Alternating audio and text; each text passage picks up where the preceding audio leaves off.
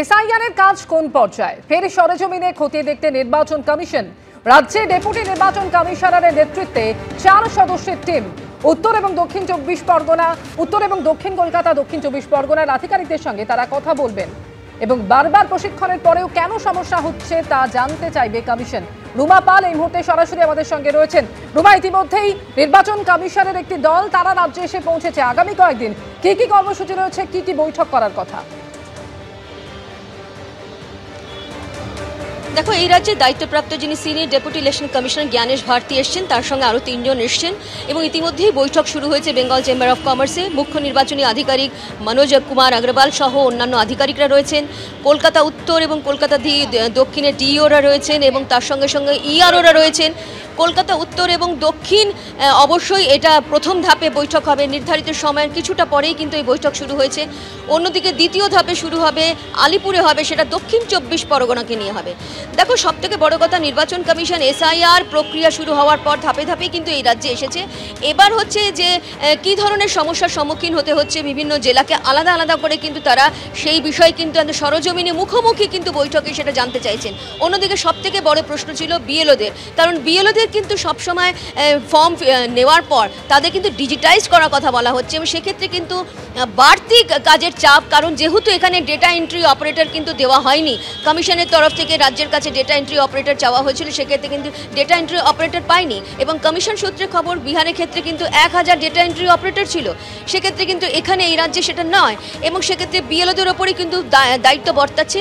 অন্যদিকে এটাও ঠিক যে বিএলওরা কিন্তু পুরো চেক করে নিতে হবে, কারণ যখন কোনো ফর্ম তারা নিচ্ছেন সেক্ষেত্রে ভোটারদের সই সমস্ত কিন্তু খতিয়ে দেখতে হবে এবং নির্বাচন কমিশন কিন্তু পরিষ্কারভাবে বলে দিচ্ছে যে কোনো ভুয়ো ভোটার, মৃত ভোটারের নামে যদি কেউ সাইন করে থাকে অথবা ডুপ্লিকেট ভোটার থাকে, সেক্ষেত্রেও কিন্তু সমস্ত দায় বর্তাবে বিএলওদের ওপরে এবং বিএলওদের ক্ষেত্রে যেভাবে ইআরওরা দেখবেন সেটাও কিন্তু তাদের ওপরেও কিন্তু সেই দায় বর্তাবে।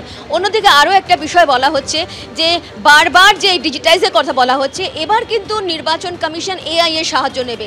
কোনো ভুয়ো ভোটার অথবা একজনের ভোটার যদি দুদিকের হয়, সেক্ষেত্রে কিন্তু তারা এই এআই এর মাধ্যমে কিন্তু যাচাই করবে।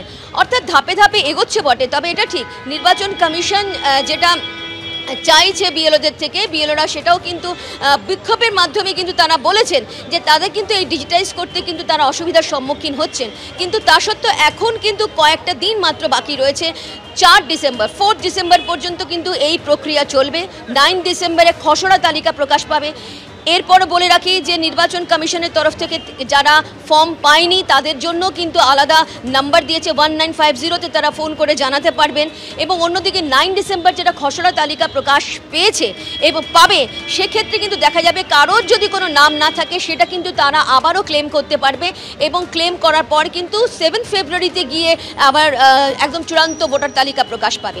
যেহেতু খসড়া তালিকা প্রকাশ পাবে এবং সেক্ষেত্রে কতজনের নাম বাদ যায়, সেই নাম বাদ দেওয়ার মধ্যে কিন্তু অবশ্যই মৃত voter, transferred voter, shifted voters এবং তার সঙ্গে এক জায়গায়ই দুই জায়গায় ভোট রয়েছে। এবং তার সঙ্গে সঙ্গে আরও একটা বিষয় বলে রাখি যে বারবারই কিন্তু এফআরআরও থেকে মুখ্য নির্বাচনী আধিকারিকের দপ্তরে এমন কতগুলো তালিকা আসছে, ধাপে ধাপে কিন্তু কয়েক মাস ধরে আমরা দেখছি ধাপে ধাপে তালিকা আসছে, যেখানে কিন্তু দেখা যাচ্ছে যে বাংলাদেশি নাগরিক রয়েছে, বাংলাদেশি নাগরিক কিন্তু তাদের ভোটার কার্ড, আধার কার্ড সমস্ত তথ্য কিন্তু এই রাজ্যের, সেক্ষেত্রে কিন্তু তাদের নাম বাদ দেওয়ার কথা বলা হয়েছে এবং এরকম প্রায় 500-500-ও বেশি এরকম ধরনের তালিকা কিন্তু সিও দপ্তরে পৌঁছেছে। এখন দেখার যে এই নির্বাচন কমিশনের বিশেষ টিম কী নির্দেশ দেয় এবং এটাও ঠিক উত্তর কলকাতা দক্ষিণ কলকাতা পর তারা দ্বিতীয় ধাপে দক্ষিণ 24 পরগনার সঙ্গে কথা বলবেন। ধন্যবাদ রুমা। ভুয়ো ভোটার ধরতে এবার কমিশনের অস্ত্র এআই। ভুয়ো ভোটার ধরতে এআই এর সাহায্য নেবে নির্বাচন কমিশন এবং ভুয়ো ভোটারের ছবি চিহ্নিত করতে এবার এআই ব্যবহার করা হবে।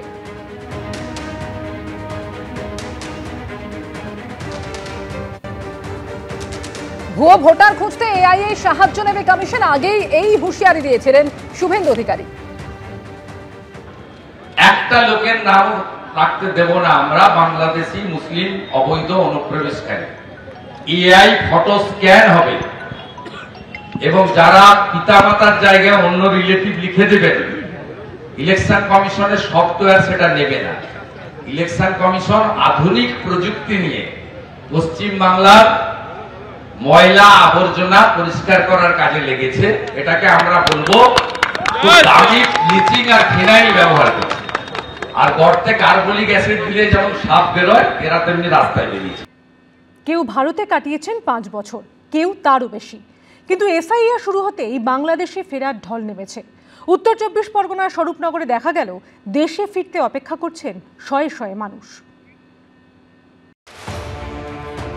2 সপ্তাহ হলো রাজ্যে এসআইআর এর কাজ শুরু হয়েছে, আর এই আবহেই দেখা গেছে বাংলাদেশে ফেরার হিড়িক। সীমান্তে ধরা পড়েছে বহু বাংলাদেশি। তবে সব ছাপিয়ে গেছে উত্তর 24 পরগনার স্বরূপনগরের এই ছবি। শিশু থেকে বৃদ্ধ বাংলাদেশে ফেরার জন্য অপেক্ষায় কয়েকশো মানুষ। এদের মধ্যে কেউ 5 বছর, কেউ 10 বছর ধরে অবৈধভাবে ভারতেই বসবাস করছিলেন। আছো? আমি তো 6.5 বছর, আমার ফ্যামিলি সব আছে। আমরা দাঁড়ালাম। কত টাকা করে দিতে হয়েছিল তখন? ও 3000 টাকা তো দিয়েছে। আর এখানে কি কাজ করতে? আমরা কাগজ কিনি। দেশভাগের পর নিজেদের ভিটে মাটি ছেড়ে ওপার বাংলা থেকে এপার বাংলায় চলে আসার এই ছবি ধরা পড়েছিল। তাতে ছিল অনেক যন্ত্রণা। ভারত থেকে বাংলাদেশে ফেরার হিড়িকের আবহে ভাইরাল হয়েছে এই ভিডিও, যেখানে দেখা যাচ্ছে শয়ে শয়ে মানুষ মাথায় বোঁচকা, হাতে জিনিসপত্র নিয়ে রাস্তা ধরে হেঁটে চলেছেন। তারপর এভাবে ভারত বাংলাদেশ হাকিমপুর সীমান্তে রাস্তার ধারে আশ্রয় নিচ্ছেন। এসেছিলাম বর্ডার দিয়ে, আর যাওয়া হয়নি। কত বছর আগে এসেছিল? মোটামুটি 3-4 বছর। কি কাজ করতে এখানে? অনলাইনে কাজ করছি, তো বাইকে র্যাপিডো হয়ে করতাম। প্রশাসন সূত্রে দাবি, এভাবেই প্রত্যেকদিন শয়ে শয়ে মানুষ বাংলাদেশ ফিরতে চাইছে। তাদের মধ্যে অনেককেই বিজেপির হাতে তুলে দিচ্ছে বিএসএফ। এখানে কত বছর ধরে আছো? এই 5 বছর। কোথায় ছিলে? আমরা ছাত্র আছি। এরা যখন ভারত থেকে বাংলাদেশে ফিরে যেতে চাইছেন, তখন স্থানীয় তৃণমূল পরিচালিত পঞ্চায়েতের তরফে খাবার দিয়ে সাহায্য করতেও দেখা গেল। বর্ডার দিয়ে বিএসএফ পুশব্যাক করার জন্য বিএসএফ নিয়ে যাচ্ছে। আমি বাজার কমিটিকেও বলেছি যে তাদের খাবার দেওয়ার জন্য, বাচ্চাদের খাবার দেওয়ার জন্য তাদের সঙ্গে যেন কোনো দুর্ব্যবহার না করা হয়। তো আমরা প্রশাসনকে বলবো যে তাদের দেখভাল করার জন্য। এসআইআর চালু হতে যখন এই ছবিগুলি সামনে আসছে, তখন ফের অনুপ্রবেশ ইস্যুতে রাজ্য সরকারকে নিশানা করলেন শুভেন্দু অধিকারী। 540 কিলোমিটার জমি দেননি, আর সভাতে দাঁড়িয়ে বলেন অনুপ্রবেশের জন্য দায়ী অমিত শাহ, অনুপ্রবেশের জন্য দায়ী বিএসএফ। আরে ভাই, জমি দিয়ে দেন না।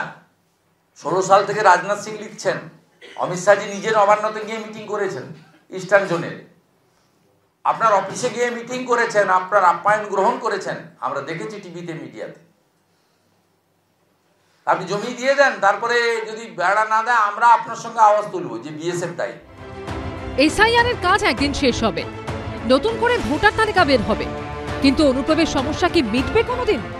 সমীরণ পাল ও উজ্জ্বল মুখোপাধ্যায়ের রিপোর্ট, এবিপি আনন্দ।